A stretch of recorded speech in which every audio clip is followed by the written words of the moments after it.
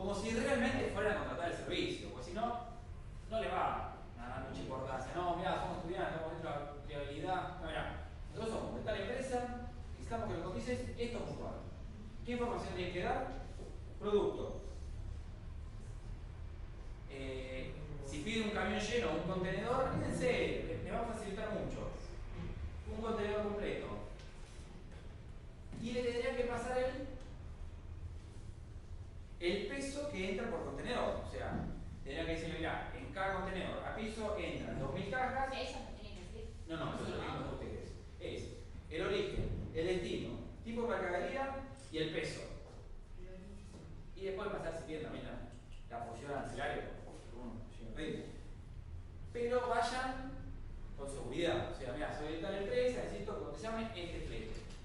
Y ahí, bueno, les puedo hacer algunas preguntas. Bueno, vayan viendo cómo lo van viendo. Y si contactan un flete y hacen algunas preguntas y van a contactar a otro, con otro por supuesto, bueno, ya incluyanle lo que preguntó el otro en el mail, así el otro no les pregunta y le responde directamente.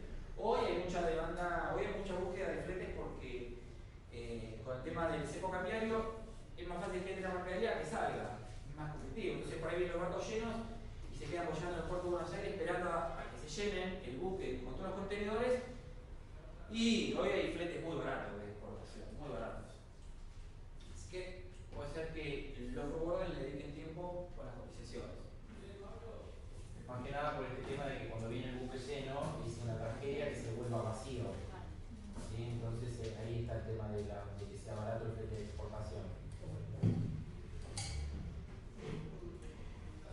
Bueno, vamos a tomar un mate más. Bueno, ¿qué duda? A ver, vamos, ¿qué dudas tienen? Sobre todo en el trabajo, vamos a explicar lo que hay en el trabajo. Gabriel, contale la disponibilidad que vas a tener algo de tiempo para recibir sus correos, contestarles, porque sé que vas a estar viajando y ellos están apretados con el proyecto. Quiero saber un poquito de eso. Bueno, la gente, ustedes de aceitunas ya me mandaron, más o menos yo lo tengo, pero trabajamos, así que le voy a decir a las chicas que se me van con eso. O yo me voy ya no con el cierre, el domingo, después llego, estoy 2 o 3 días, me voy a vuelta a Chile, después para Córdoba. Pero bueno, mándenmelo, yo no me lo veo, cuanto antes me lo manden, mejor, así tengo tiempo de ir juntando la información. Y ustedes tienen mi teléfono, lo tienen, se lo di, mi mail, me escriben WhatsApp, para mí es mucho más fácil por WhatsApp. Si me mandan un mail, pónganme el teléfono ustedes, porque por ahí quiero hacer una pregunta y es mucho más fácil llamarlos en el momento, yo no tengo problema si me llaman. Si no, puedo no atiendo y después le vuelvo a llamar, si no es mucho mejor. Estoy acá porque realmente me gusta, me divierte y a la orden, como tenía que terminar. Una consulta. Vamos. Porque los números son piezas, hay parciales para armar total. ¿Cómo lo tenemos que comparar eso? Son productos intermedios, no son interminados. Claro, tenemos que saber si puede ser la parte constitutiva, pero se puede desarmar con todo lo que es. Bueno, eso la verdad que no sé. Es posible, seguramente, si vamos a un tipo consumidor final, y por ahí una cajita te ponen kit, te ponen uno de esto, dos de esto y dos clavillos. Pero si va a una industria y lo va a utilizar en un proceso productivo, y no, te mandan una caja, todo esto, otra caja, todo esto, otra caja, todo esto, y necesitas una caja de cada uno para armar. Claro, dependiendo que vayan al consumidor final o a un intermedio van a tener envase y embalaje, ¿sí? O pueden tener, claro, tal cual. Porque si vas a ir al consumidor final directamente vas a tener un envase primario también. Después vas a tener una caja de cartón corrugado, ¿sí? Después la paletización, o sea, depende a dónde se estén dirigiendo. Después es muy específico, se van a tener que investigar un poco, pero la verdad es que excede los conocimientos que podamos tener nosotros con los conocimientos de rubro. Sí. Bueno, si va y lo van a comercializar con autopartista, seguramente, como dice Gabriel, va a ir más a granel o va a ir en cajas de cartón corrugado, hay que ver cómo se comercializa eso. Pero van a ir un montón en cada caja. Y después, jueguensela en el trabajo, o sea, digan, bueno, yo quiero exportar a tal lugar. Busquen importadores, mándenle mail, por ejemplo, bueno, ustedes es un producto más puntual, ¿no? Pero en la aceituna, busquen un proveedor de aceitunas de Argentina, en Chile, y díganle, se arman no sé, un mail, distribuidora en Caribe@gmail.com. Dice, mirá, ¿qué tal? Yo soy la distribuidora tal, tenemos representaciones, tenemos la oficina en la República Dominicana o en Colombia, algo más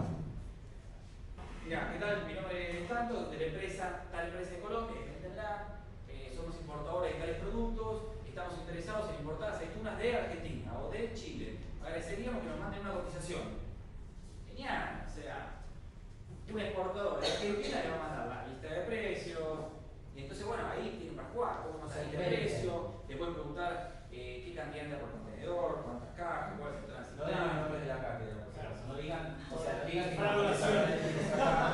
acá Yo por la importadora. Si buscan la empresa, igual no nos responden más. Para decir la empresa, digo, le decimos somos tal empresa, buscan la empresa, no existe, y bueno. Avívense, abran una casilla de correo. Distribuidorelaguila@gmail.com. Siempre van a encontrar. Otra cosa, que se puede obtener mucha información generalmente, pero eso va con más tiempo de los agregados comerciales de las embajadas. Es decir, ustedes pueden pedir o pueden acceder al agregado comercial de la embajada de Argentina en el país al cual van a apuntar, pero para eso tienen que tener la preselección hecha. Y una vez que sepan el país que van a apuntar, le mandan rápidamente a con quien es en internet el agregado comercial de la embajada de Argentina en ese país y le piden información. A veces el agregado les envía la información 2 o 3 cuatrimestres más tarde, pero otras veces responden rápidamente. Entonces tienen que quemar posibilidades ahí para ir consiguiendo información. Pero siempre vayan, o sea, pónganse en el rol de exportadores, o en este caso tenemos que buscar información de importadores, o sea, no vayan tibios, no, mirá, estamos viendo, no, mirá, quiero importar esto. O sea, mandar la información, mandar las fichas técnicas. Hay de estas que son alumnos, les van a dar pelota, pero si no, queremos importar un contenedor, qué cantidad entra, todas las preguntas se las pueden hacer ellos, las pusieron hacia el área, entonces bueno, ahí van a encontrar, se van a nutrir con las fichas técnicas y todo. Piensen un poquito lo que habíamos hablado para abrir mercado, ¿no? ¿Quiénes son países competidores, quiénes importan? Y manejes así. Se puede hacer la página trucha, digo. Vos sí, No, bueno. A ver, te metes en Google Colombia, google.com.co. Importadoras de aceituna. Buscas. Te fijas la página es Sudespensa Barragán, que es uno. Y entonces vos le pones sudespensabarragán@gmail.com. Y en el mail le decimos, los invitamos a visitar nuestra página, sudespensabarragán.com.co. Y ellos van a entrar y van a ver toda la página. todos los operadores son argentinos. Claro. O sea, la página está, ustedes que también pueden hacer eso, chicos, pueden crear una página trucha, que total la mayoría de las empresas, si la empresa no tiene demasiado conocimiento de redes o de web 3.0, 2.0, tienen páginas horribles algunas empresas. Tienen alguna página más o menos media estática y después ponen eso, el cliente dice, mira, existe, chao. Sí, jueguense con eso. Tío, una ya hecha, seguro. Vayan a real. Obviamente en la bitácora del proyecto pongan todo eso, inventamos una página de internet, vayan haciendo cómo van viviendo el proyecto. Porque ya también es la picardía comercial que van a tener, que hablamos, de información. Las perlitas al final.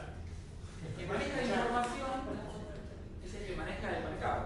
Otra cosa, si hacen una entrevista, tienen una entrevista telefónica con alguien, o con un proveedor, o con quien fuera, con cualquiera de los participantes que tienen que ver con la operación que están haciendo, grábenla si pueden, y pónganlo como parte del proyecto de exportación. La idea va a ser que la semana que viene, uno de los grupos, cualquiera, pónganse de acuerdo, que tenga más desarrollado y más avanzado el proyecto de exportación, va a tener que contarnos acá todos en qué andan. O sea, van a tener que hacer una presentación, al margen del otro tema que tienen para preparar, y nos van a contar rápidamente, en pocos minutos, en qué andan con el proyecto de exportación, nos van a traer todo lo que tengan avanzado, ¿sí? Y lo van a contar a todos. Obviamente que si tienen alguna grabación o algo que es interesante y que se pueda compartir, el cuatrimestre pasado nos trajeron entrevistas con los empresarios grabadas, pidieron autorización obviamente, ¿no? Nos trajeron entrevistas con una que tenía el primo o el conocido en Estados Unidos y que tenía que ver, la prima de Estados Unidos había ido a uno de los bares de cerveceros de Estados Unidos que comercializan cerveza gourmet y lo había entrevistado y nos trajo la entrevista en inglés, subtitulada. O sea, se mandaron los bonitos interesantes el cuatrimestre pasado. Todo eso aporta y es el conocimiento de todos y nos nutre a todos en forma conjunta. Utilicen todas esas fuentes de información que ahí son primarias. Anímense, como dice Gaby, jueguen con esto porque es aprendizaje puro, es la oportunidad que tienen ahora. Aparte, la mejor información que pueden recibir es la de una empresa que tiene un departamento de exportación y que ya tiene desarrollada la lista de precios, cuánto toda la información que necesitan se la tienen que preguntar. Bueno, ahí, picardía. Entonces, vamos un poquito más a. Marca que tiene una consulta. ¿Sí? No, que nuestras barreras son pocas ¿Barreras de qué? de entrada al país. ¿Cómo lo parece? ¿Por qué son pocas? Porque es para cualquier tipo de furgón.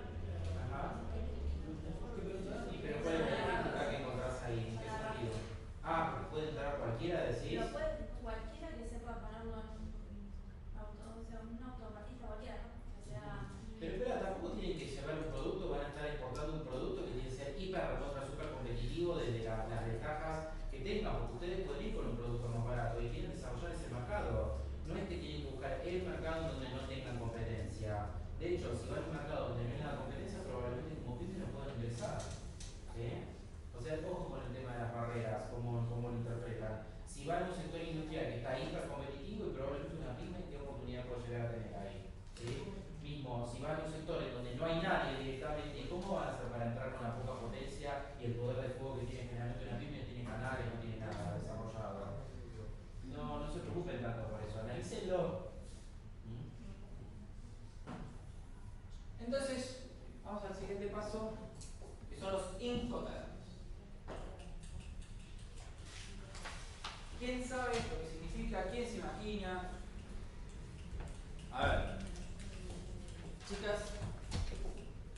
Derecho se ve algo en derecho empresarial. O sea, determina cómo va a ser, algo vimos también acá, del free on board, cómo va a ser la carga, o sea, bueno, no sé, como los pasos antes de la carga, cómo va a llegar. Free on board, por ejemplo, decían que exportaba, dejaba la mercadería, no sé si en el puerto o en el barco es. Sobre la borda del buque. Eso. Y después de eso ya como que se deshacía de toda responsabilidad, pero llegaba al país. Perfecto, bien encaminado. Los Incoterms son siglas que definen cuáles son las responsabilidades, las obligaciones de ambas partes. Nosotros tenemos, esto se aplica en lo que es la logística, independientemente del modo que nosotros utilicemos. Entonces, miren, el costo, el riesgo de una carga, ¿no? Entonces decimos, bueno, se divide básicamente en 4 grupos. Tenemos, esto después lo podemos mandar. ¿Ven? No sé si se ve acá. Esta es, por ejemplo, la fábrica, ¿no? Esto es la logística, transporte terrestre para llegar al puerto, que puede ser un puerto marítimo, aéreo, o bueno, directamente terrestre, y es como un espejo, despejado. Entonces, nosotros decimos hasta dónde están los derechos, las obligaciones de cada empresa, y hasta dónde sobre todo va el tema de hasta dónde se paga el flete, el seguro y determina los riesgos. ¿Me dejas decir un par de cosas Dale, con respecto a los Incoterms para que pueda como para hacerte una introducción a esa parte? En clase yo había compartido con ustedes que ¿por qué se rige el comercio internacional en materia legal, digamos? Sí, está bien, es el derecho consuetudinario. ¿Qué es el derecho consuetudinario? Consuetudinario convencional, si uno era escrito y el otro son los usos, prácticas y costumbres de observancia en el tránsito habitual del comercio internacional que existen desde hace siglos. Es decir, los Incoterms son International Commercial Terms, términos de comercio internacional, que son usos, prácticas y costumbres. Hay un aspecto que es muy importante del comercio internacional que se llama la Lex. A ver, hay una organización que es la UNCITRAL, ¿sí? O NUTMI, que es la Comisión Nacional de las Naciones Unidas sobre el Derecho Mercantil Internacional, ¿sí? NUTMI se escribe, CNUTMI o UNCITRAL, United Nations on Trade, United Nations Commission on Trade and Law, ahí está. Entonces, Comisión de las Naciones Unidas para la Regulación del Derecho Mercantil Internacional, que justamente lo que hace es consensuar, traer todas estas prácticas que son habituales en todo el mundo en materia de logística y de comercio internacional, y la Cámara de Comercio Internacional, ¿sí? Con sede en París, las transformó en estos Incoterms desde 1936, es decir, cada 10 años desde 1936, el primer periodo fue irregular, se van renovando en base a los usos, prácticas y costumbres nuevos que se van observando y los que van cayendo en desuetudo, es decir, en desuso. Todo lo que ya no es práctica se elimina y todo lo que es nueva práctica se concentra en estos Incoterms. De hecho, antes de la versión que Gaby ahora les va a explicar había 13. Fíjense que ahora son 11, ¿ok? Y algunos cambiaron. Algunos se dejaron de lado y otros se crearon esas prácticas en nuevas siglas, nuevos Incoterms. Esto se llama la lex mercatoria, ¿sí? O law merchant o ley mercante. Hay unos principios que después se los voy a enviar, es interesante que los estén pudiendo leer, que son los principios justamente de la lex mercatoria. Esos principios son más o menos de 1991, después tuvieron una revisión, que son los usos, prácticas y costumbres genéricos, y después tienen la Convención de Viena, que la vamos a ver acá, de 1980, sobre compraventa internacional de mercaderías, que justamente son también usos, prácticas y costumbres. Un ejemplo cortito antes de darle la posta a Gaby. Por ejemplo, si ustedes tendrían que ver en un contrato de compraventa mercantil internacional, ¿cuándo es la puesta a disposición de mercaderías? Es decir, no hablamos en comercio internacional de entrega de la mercadería, de tradición de la cosa, de entrega física, si bien eso va a suceder en algún momento, pero se habla de un término que es mucho más amplio, que es la puesta a disposición de la mercadería. Cuando el comprador tiene a disposición la mercadería, ya sea a través de la entrega de la documentación, etcétera, etcétera, para poder hacerse de esa mercadería. ¿Qué quiero decir con esto? En un FOB, en un free on board, la puesta a disposición de la mercadería es con el contenedor puesto sobre la borda del buque. Ahora, ¿el comprador tiene la mercadería? No, está arriba de la borda del buque. Por Gabriel le va a hablar de algunas transferencias de riesgo, ¿sí? Y de costos también, de acuerdo al Incoterm de que estemos hablando. Ahora bien, tienen que tener en cuenta, por ejemplo, que si en el contrato de compraventa o en la documentación, que es la que se presenta también ante los bancos, no tuvieran las condiciones de pago utilizando uno de los 11 Incoterms que Gaby va a compartir y sobre los cuales les va a hablar, la Convención de Viena de las Naciones Unidas de 1980 sobre compraventa mercantil internacional de mercaderías, sobre contrato, y la cual la Argentina ratificó y hizo ley también, dice que la mercadería se encuentra entregada o puesta a disposición al primer porteador. Si no utilizó uno de los Incoterms, la mercadería fue puesta a disposición con su entrega al primer porteador, al primer medio de transporte internacional, ¿sí? Entonces, fíjense qué interesante es conocer la legislación, porque es legislación ratificada por la Argentina y que está basada pura y exclusivamente en usos, prácticas y costumbres que a través que pueden estar incluso hasta plasmadas, como es la Convención de Viena, en tratados internacionales que ratifican cada uno de los países, que hacen propio a través de la forma en que tengan de hacer ley esos tratados, y que pasa a ser lo que se llama el derecho convencional que mencionaba recién Gonzalo. Consuetudinario cuando no está escrito en ningún lado, convencional cuando se traduce en convenciones en tratados internacionales. ¿Me explico? Pero es usos, prácticas y costumbres. ¿De acuerdo, gente? Sí. Una consulta. Está pasando la vida. Ah, mira. La reglamentación significa que si no utiliza una de esas 11, va Al primer porteador, es decir, la responsabilidad, obviamente, porque se transfiere la responsabilidad con la entrega de la mercadería al primer porteador. Si es que no estoy utilizando el Incoterm, y si aplica, después vamos a ver en qué condiciones aplica y cuándo no la Convención de Viena para la Argentina, de acuerdo al país con el que estemos operando. ¿Qué sería, por ejemplo, si yo la saco de fábrica, que es el primer tramo? Suponete que la sacás de fábrica y el transporte internacional va a ser por buque desde Puerto de Buenos Aires con la entrega al agente de carga, ¿sí? Al que va a tener que cargar la mercadería en ese buque que va a ser el transporte internacional de la mercadería. ¿Ok?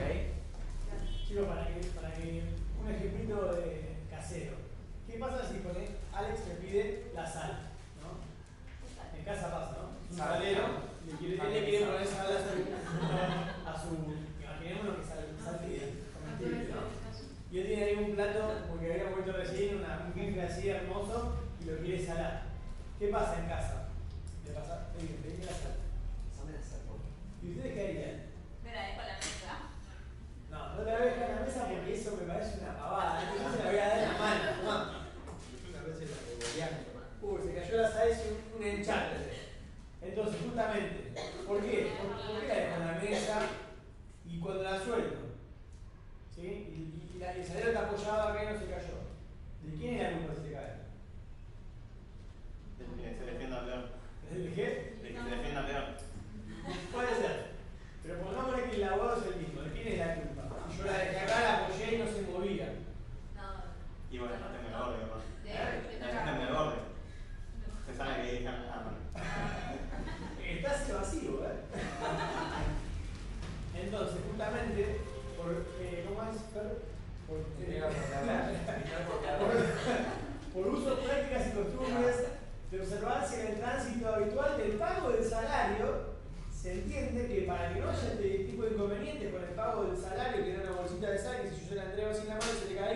culpa tuya, yo te pagué. ¿Sí? Entonces se inventan este tipo de convenciones. Fíjense que llegan hasta nuestra vida. Hoy por hoy, mi abuela, pasame la sal, no, pero déjame la mesita que no me hace la mano por mala suerte. No, no es mala suerte. Es que si hace muchos años atrás se le caía en el aire, el que se defendía mejor era el que ganaba. Y el pobrecito del obrero era el que salía perdiendo sin su salario. Y bueno, pero tenía mala suerte, perdía plata. Esa era la mala suerte. No es la mala suerte de que la desgracia, era que perdía la plata. Entonces, para no perder plata y para saber qué es como si.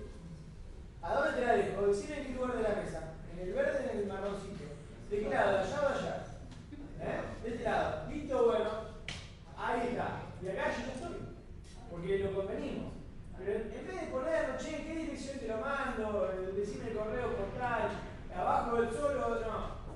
11 incotables. Porque si no, justamente vos decías, claro, estos son los 11 que más se utilizan. Porque seguramente en algún momento habrán habido miles de millones de formas que teníamos que acordar entre partes. Hoy por hoy se sabe que FOB es FOB, ya está, nos facilita la contratación. En vez de ponernos a escribir y a firmar de escribano y de escribano que me dice que de la línea para acá, en la parte marroncita, que me pidió la almendras, no, ya está FOB. Simplifica. Acortan el contrato, ¿sí? Y aparte, como dice Marce y como decía Gaby recién, y ahora Gaby les va a explicar cada uno, saben a qué se están ateniendo con solo leer la sigla. Obviamente no es solo poner la sigla, va a ser un FOB Buenos Aires, va a ir acompañando por los lugares donde se pone a disposición la mercadería, pueden inventar un Incoterm nuevo siempre que esté debidamente aclarado, hay que tener mucho cuidado con la mala utilización de los Incoterms o de repente meter un marítimo en un aéreo, un terrestre en un marítimo, ¿sí? Porque una vez que está en el contrato después se presta mala interpretación. Y ahora, a partir de ahora, cuando quieran la sal, si quieren la sal en la mesa, pídanla de DDP. Claro, Delivery Duty Paid, con todo. Te la deja al lado del plato. Pasame la sal DDP, tráemela hasta acá. No HDP, por favor. No, nada mala interpretación. Bueno, gracias Marce. El mejor ejemplo que se puede dar es el video de Marce con la sal. Porque remonta a nuestros. Vos sabés que desde lo gestáltico no se usa ni mejor, ni peor, ni más, ni menos. Entonces, ¿cómo se regulan los mercados?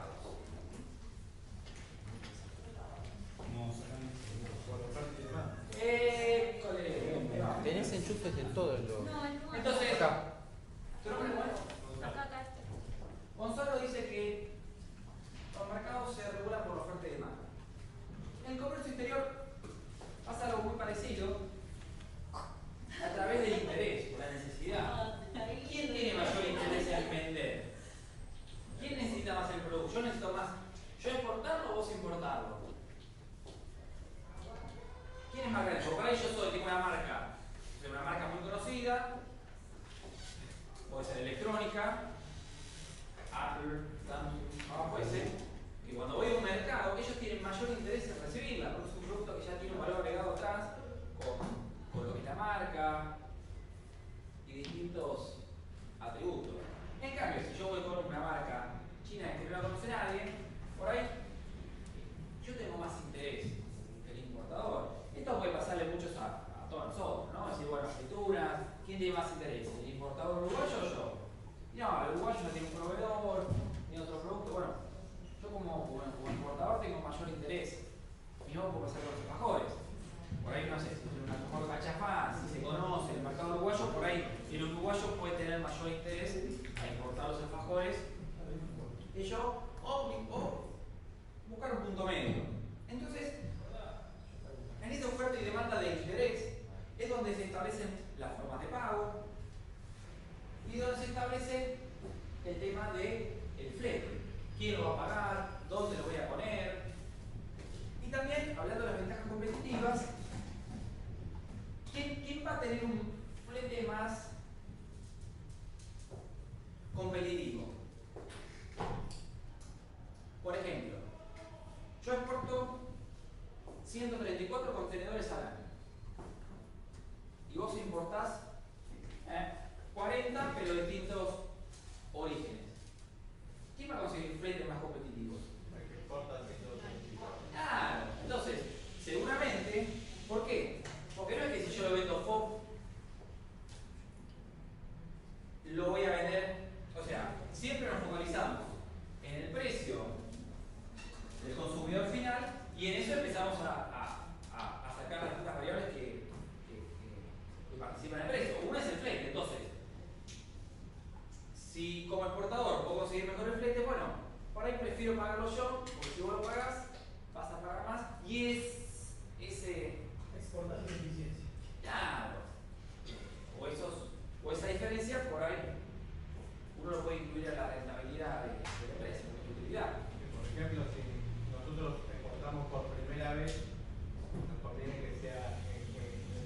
término POP, porque si nos va a comprar una empresa que es importadora netamente, ellos ya manejan el resto de la tradición del cliente. Ya, generalmente cuando uno pide cotización, una empresa dice, bueno, pues el precio FOB. ¿Por qué? Porque yo quiero saber más o menos, el importador sabe más o menos cuál es el precio a nivel mundial de cada producto. Entonces uno dice FOB Buenos Aires, dice, bueno, yo sé que el FOB Buenos Aires, el frente me cuesta $3.000, le digo tanto, más o menos sé cuánto. Pero si uno dice, no, mira, yo te paso puesto la mercadería en Córdoba, qué sé yo, no cuesta el de Córdoba. Y por ahí se lleva una sorpresa porque el terrestre de Córdoba a Buenos Aires, si sale por el puerto de Buenos Aires, puede ser más caro que el marítimo de Buenos Aires a Europa. Entonces, por eso es importante siempre ubicar al importador para que pueda tomar una decisión rápida, porque si no empieza el intercambio de mail. No, mira, cotización en el puerto, bueno, ¿qué puerto lo crees? No, uno ya sabe a qué mercado va y dónde lo tiene que cotizar. Mira, yo te lo cotizo por Buenos Aires, bueno, entonces el otro ya más o menos sabe. O digo, no, yo tengo mayor interés, bueno, mira, te lo voy a vender puesto en Perú o puesto en otro mercado. Entonces, uno ahí donde va jugando según las necesidades y los intereses en quién tiene de vender y comprar, es donde va. Sí. Una pregunta, así como están los puertos, ¿hay terminales oficiales de carga y descarga de mercadería terrestre? Que se puede decir, te lo pongo en esta plataforma, digamos, terrestre, en el contenedor. Sí, a ver, para responder tu pregunta, nosotros acá hablamos exportador, importador, despachante. ¿Y quién está acá en medio? El transporte está por acá, abajo. ¿Quién está ahí? ¿Y el despachante con quién habla? Perfecto, con la aduana. La aduana. Entonces sí, hay aduanas que están en los puertos, físicamente, o por ejemplo el puerto de lo que es Buenos Aires, o también hay aduana seca, lo que es Mendoza, si uno lo manda de Mendoza a Chile, hace aduana seca, aduana seca, en Mendoza. Entonces ahí sí hay depósitos fiscales, o hay, por ejemplo, en el puerto hay zonas francas donde uno puede mandar la mercadería sin nacionalizarla, o mismo la terminal portuaria tiene depósitos para alojar la mercadería, pero bueno, son más costosos. Ustedes en los primeros artículos del Código Aduanero tienen justamente todos los distintos espacios que existen a nivel aduanero. O sea, habla de lo que es la zona primaria aduanera, la zona secundaria aduanera, la zona de vigilancia especial, lo que es una zona franca, ¿sí? Es interesante que lo que es un depósito fiscal, que lo estén pudiendo leer, porque justamente tiene que ver con que cambian las políticas que tenemos. Por ejemplo, en una zona primaria, que son todos los lugares donde hace aduana la mercadería, hay un tránsito restrictivo, o sea, de control del tránsito de mercaderías o circulación de mercaderías y de personas, ¿sí? Y se aplican políticas especiales, ¿sí? O políticas generales en realidad de valoración de la mercadería, que es toda la parte tributaria de la que venimos hablando. O sea, ustedes no pueden ir y caminar como quieran por zona primaria aduanera. Hay control policial, de policía aduanera. Y lo mismo pasa con el tránsito de las mercaderías. Ahora ustedes están parados en zona secundaria aduanera. Acá el control de la policía aduanera es restringido. Hay que intervenir a través de un juez. Pero esto es zona secundaria. ¿Ok? Bueno, tienen zona marítima, tienen zona de vigilancia especial, tienen zonas especiales como el Territorio Nacional de Tierra del Fuego y tienen políticas que tienen que ver con cada una de las definiciones o de los conceptos que tienen esos territorios. Estaría bueno, yo les puedo indicar, en el libro está, que lean los primeros capítulos del código, los primeros artículos del Código Aduanero que hablan justamente sobre todos estos aspectos. Serán 150 artículos, más o menos algo así. No, un poco más. Vale. Después, Bueno, entonces, vamos a ir a los más importantes, que son los que se pueden aplicar para ustedes. Vemos que acá está la producción, la planta nuestra, y acá la distribución del cliente. Y fíjense que hay tres colores. El azul es el costo, el amarillo es el riesgo, y el verde, el naranja es el seguro. Entonces fíjense